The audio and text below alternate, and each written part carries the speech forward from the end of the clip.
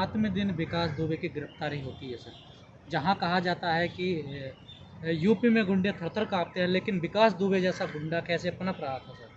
नहीं, विकास के विषय में पहले मुझे लगता है कि दो बातों को आपको सोचना पड़ेगा। 2000 में और 2002 में 2000 में उसने प्रिंसविल की हत्या की थी और 2002 में उसने एक घर में जाकर बम विस्फोट किया था, और इन दोनों मसलों पर उसे आजीवन कारावास की सज़ा मिल चुकी थी और दोनों मामलों में आजीवन कारावास की सज़ा से वो जमानत पर था। हमको ये नहीं भूलना चाहिए कि उत्तर प्रदेश का वो पहला और देश का शायद पहला हिस्ट्री सीटर है उत्तर प्रदेश का जिसमें 60 मुकदमे हैं। आपने देखा होगा विकास से पहले 113 इनकाउंटर हुए, उन सब 113 इनकाउंटर में पिछड़े, दलित, अल्पसंख्यकों की संख्या बड़ी है। मैं ये बात इसलिए कहना चाहता हूँ कि ये कोई यकायक अचानक नहीं हुआ है। अगर आपको मालूम हो 18 सितंबर 2015 को जब एक हमारे देश के सैनिक, वायुसेना के सैनिक के पिता मोहम्मद अखलाक की उसके घर में जाकर हत्या कर दी गई थी, जिसकी जांच कर रहे थे इंस्पेक्टर सुबोध, और इंस्पेक्टर सुबोध को 3 दिसंबर 2018 को उनकी हत्या कर दी गई। तो जो रवैया उस वक्त पुलिस का अगर ठीक हो गया होता तो मैं दावे के साथ में कहता हूं कि कानपुर में एक डीएसपी और डीएसपी सहित और चौकी इंचार्ज सीओ से लेकर के अपना 5 जो सिपाही पुलिसकर्मी हैं, इनकी इस तरीके से हत्या में और ज्यादा लोगों की होती, वो तो कई लोग बाथरूम में इधर छुप के रहे। मैं ये कहना चाहता हूं इसमें एक बड़ा मामला ये है कि बिल्कुल आप समझिए कि उत्तर प्रदेश में कानपुर के अंदर 57 बच्चों का मामला, क्या मामला रहा?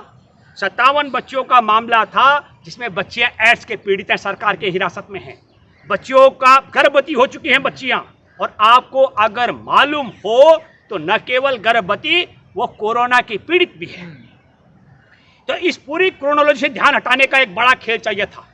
मैं दुनिया में, भारत में हर कोई, मतलब आप समझ लीजिए पहली घटना है ये भारत की आजादी के 72 साल में कि इतना बड़ा दुस्साहस किसी आतंकवादी, मैं आतंकवादी कह रहा हूं उसको, एक आतंकवादी ने किया हो।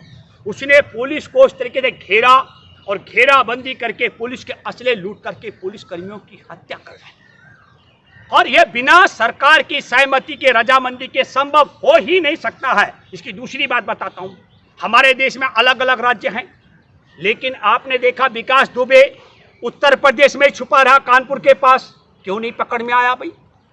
उसके बाद वहां से वो फरीदाबाद जाता है जहां भाजपा की सरकार है, वहां सिलेंडर करता है मध्य प्रदेश में जहां भाजपा की सरकार है।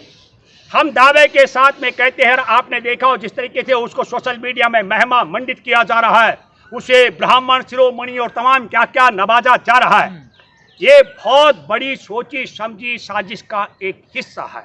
और मैं इसको दावे के साथ में कह सकता हूं, पुलिस कर्मियों से भी मैं आग्रह करता हूं, अगर इंस्पेक्टर सुबोध की हत्या के समय, और यही नहीं मोहम्मद अखलाक के जो हत्यारे थे, आपने देखा होगा अप्रैल में मोहम्मद अखलाक के गांव में पहुंचे थे योगी आदित्यनाथ सुबोध इंस्पेक्टर की हत्या के बाद, और वहां सबसे आगे नारे लगाने वाले मोहम्मद अखलाक के हत्यारे थे। हमको ये नहीं भूलना चाहिए कि सैनिक के बाप के हत्यारों को किस तरीके से उत्तर प्रदेश की पुलिस ने महिमा मंडित किया। हम उत्तर प्रदेश की पुलिस, हमारे वहां बहादुर 8 जवानों की शहादत हुई, उसके लिए मैं कहता हूं, मैं नमन करता हूं। दुख की इस घड़ी में उनके परिवारों को दुख सहने की शक्ति देता हूं, और जो पुलिसकर्मी मेरी बात सुन रहे हैं उन्हें सद्बुद्धि का प्रार्थना करता हूं। आपने भी देखा सिटीजन अमेंडमेंट एक्ट और एनआरसी के विरोध में निहत्थे जो हमारे देश के संविधान की आत्मा की हत्या करके विभाजनकारी कानून सिटीजन अमेंडमेंट एक्ट बनाया गया, उसके खिलाफ जो विरोध चल रहा था अहिंसक तरीके से, चुन चुन करके गोलियां मारी गई उन पर। मैं नहीं कह रहा हूं कि वो गोलियां पुलिस कर्मियों ने चलाई, मैं दावे के साथ में कह सकता हूं जिस तरीके से राजधानी दिल्ली में दंगाइयों ने यूपी से आकर दंगा किया संघ के इशारे पर, उसी तरीके से चुन चुन कर हत्या की गई, लेकिन पुलिसकर्मी मौन रहे।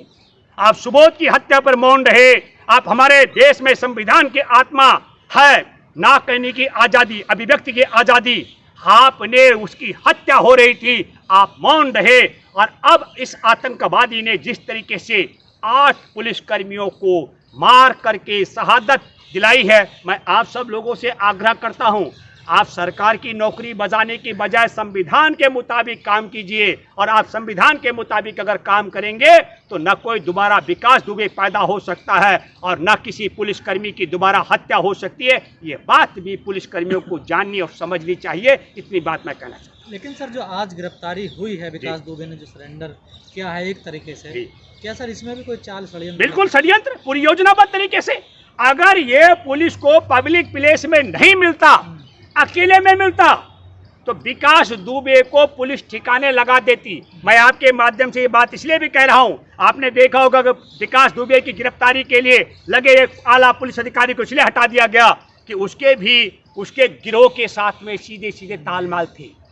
विकास का जिंदा रहना उत्तर प्रदेश की राजनीति के लिए, उत्तर प्रदेश में जो पुलिसकर्मी विभीषण की भूमिका है उनके लिए, सबके लिए नासूर बनने वाला है। पुलिस विकास दुबे को टपका सकती थी, इसलिए पुलिस दुबे ने राजनीतिक इशारे पर अपनी बड़ी निपुण, मैंने कहा कि बिना राजनीतिक इशारे के वो फरीदाबाद जहां भाजपा की सरकार है वहां क्यों पहुंचा? उसने मध्य प्रदेश में अपने क्यों सिलेंडर कराया? इसलिए सिलेंडर कराया ताकि उसकी जिंदा रहने की गारंटी हो सके। मैं आपके माध्यम से एक बात और कहना चाहता हूं, भाजपाई राज में विकास दुबे का बाल बांका नहीं होगा, क्योंकि जिस तरीके से लामबंद ब्राह्मण उसके पीछे खड़े हो रहे हैं उसको देख करके मुझे लगता है कि कुछ भी हो, जिस तरीके से मुसलमानों को, दलितों को, पिछड़ों को नरेंद्र मोदी और भाजपा और संघ परिवार की सरकार को समझती नहीं है, आदिवासियों को, वो कम से कम ब्राह्मणों के साथ में ऐसा दुस्साहस कर पाएगी, इसकी कल्पना मुझे नहीं है। अन्यथा मुझे बताइए क्या कारण है कि दो मामलों में आजीवन कारावास की सजा पा चुका व्यक्ति, आपको मालूम है कि पुलिसकर्मियों को पीटने से पहले उसने अपने इलाके की एसएचओ को पीटा। एसएचओ जांच पड़ताल के लिए गया था, पूछने गया था कि साहब आपके खिलाफ शिकायत है, उसने पीट डाला उसको। तो अब आप समझ लिए जिस एसएचओ को पीटा वो थाने में आकर चुपचाप रहा, उसने रोजनामचे पर भी दर्ज नहीं किया, उसने किसी को नहीं कहा कि विकास ने मुझे पीटा और मारा है। तो इस सारी मसले को आपको समझना पड़ेगा। उसका अपना एक बड़ा एम्पायर खड़ा हो चुका था। इससे पहले ड्रग्स के मामले में जब 2006 में पकड़ा गया था, यूपी पुलिस की नाकामी का मैं जिक्र करना चाहता हूं, तब उसके बाद कोर्ट में कैसे पेश किया, एम्बुलेंस में लिटा करके। तो बताइए, जिसके 5-6 किलो ड्रग्स इसके बाद पकड़ी गई, जज ने कहा जिसकी रीढ़ की हड्डी काम नहीं करती है ये ड्रग्स लेके कैसे चल सकता है?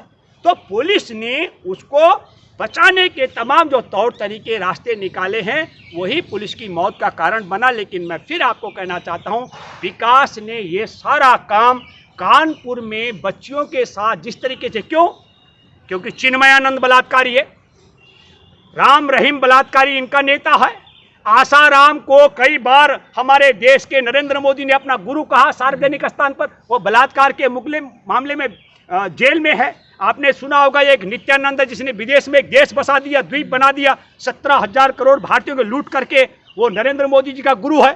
तो ये बलात्कार के मामले में फंसा हुआ बलात्कारियों का गिरोह ध्यान भटकाने के लिए मैं फिर कहना चाहता हूं, जिसे आम चुनाव में इन्होंने पुलवामा में 40 जवानों को मरवा कर ध्यान भटकाया था, उसी तरीके से गलवान घाटी के 20 जवानों को मरवा करके बिहार के चुनाव के रास्ता तैयार करवाया है। और कानपुर में 57 बच्चियों के साथ जो बलात्कार, जो एड्स और जो तमाम मैं कहता हूं गर्भवती बच्ची हो चुके हैं, उससे ध्यान भटकाने के लिए विकास दुबे के साथ में उत्तर प्रदेश सरकार का मिली भगत का यह नतीजा है। लेकिन सर जितने जैसे हथियार विकास दुबे के पास मिले हैं, AK-47 वगैरह, वो या तो आतंकवादियों के पास होते हैं या मिलिट्री के, और एक तरफ उसके घर को तोड़ना, आप कैसे देखते हैं सर? नहीं, घर को तोड़ने का तो षड्यंत्र है। आप मुझे बताइए कि जहां पर हत्या हुई है, जहां गोलीबारी हुई है, उस पूरे सीमा को सील करके रखना था ताकि विकास दुबे को सजा दिलाने में किसी प्रकार की कोताही नहीं हो सकती थी। जिस तरीके से 2006 में विकास दुबे एम्बुलेंस में कोर्ट में पेश करके बचाया गया ड्रग्स के मामले में, ठीक उसी तरीके से हमारे 8 पुलिसकर्मियों की शहादत के बाद विकास को बचाने का रास्ता बनाने के लिए सारे सबूतों को जानबूझ करके नष्ट किया गया। ये मैं गारंटी के साथ कह सकता हूं।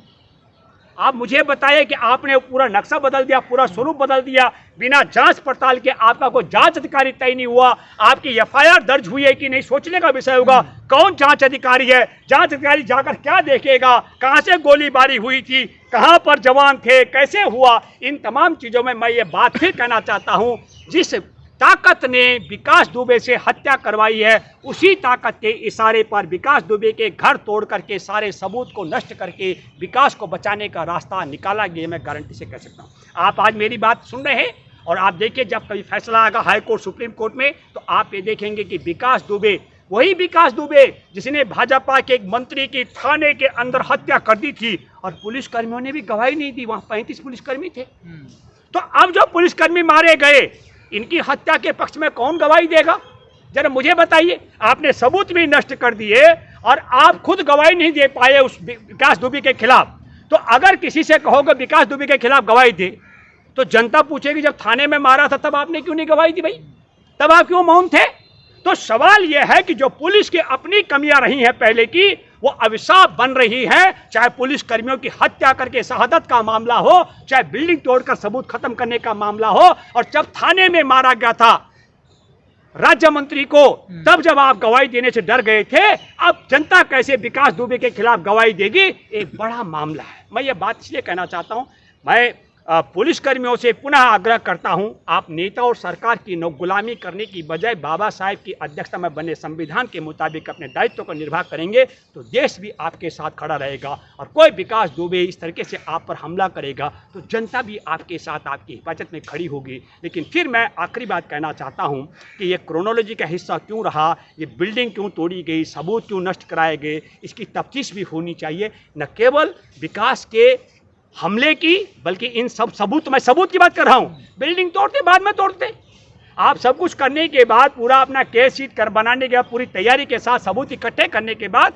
आप कुछ भी करते। मैं नहीं कह रहा हूं कि विकास का अवैध भवन रहना चाहिए था कि नहीं रहना चाहिए था, मैं उस गहराई में नहीं जाऊंगा। धन्यवाद। चलिए।